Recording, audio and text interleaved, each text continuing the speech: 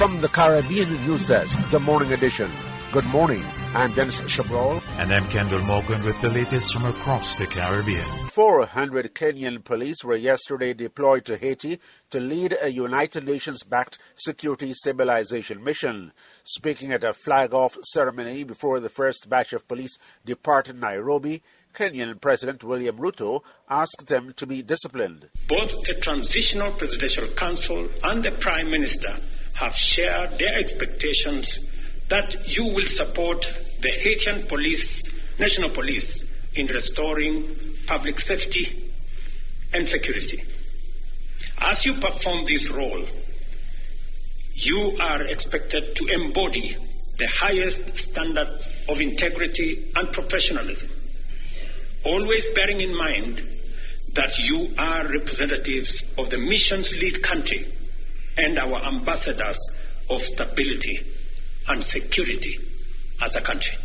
4 days before the People's National Congress Reform, PNCR, is scheduled to hold its June 28th to 30th Biennial Congress, that party's General Secretary Dawn Hastings Williams on Monday resigned from her position.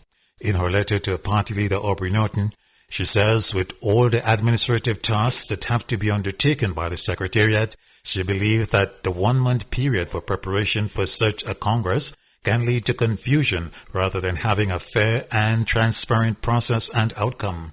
Ms. Hastings-Williams also expressed grave concern in her resignation letter about being sidelined, harassed, and not provided proof of how the PNCR's monies were being spent.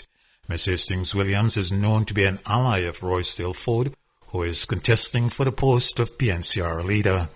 An early notice from the political leader of Trinidad and Tobago's ruling People's National Movement, Dr. Keith Rowley, for the party to be on standby for the election bell.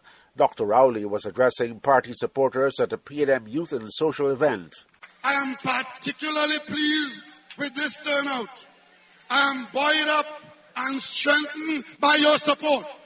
I ask you to stand by, wait for the call, because in the middle of the night, the dawn may not be too far away. General elections in Trinidad and Tobago are constitutionally due next year.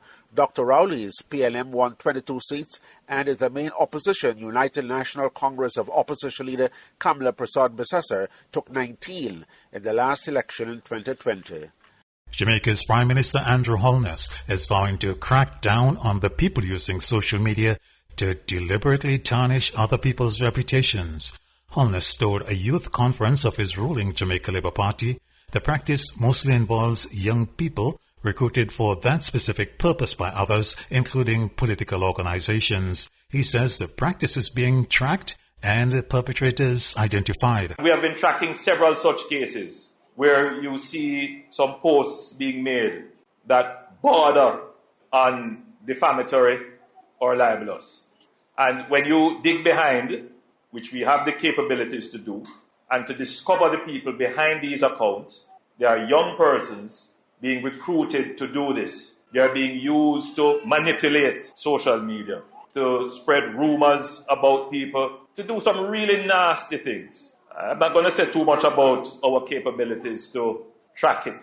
And we have been tracking, and you're going to see some actions very shortly.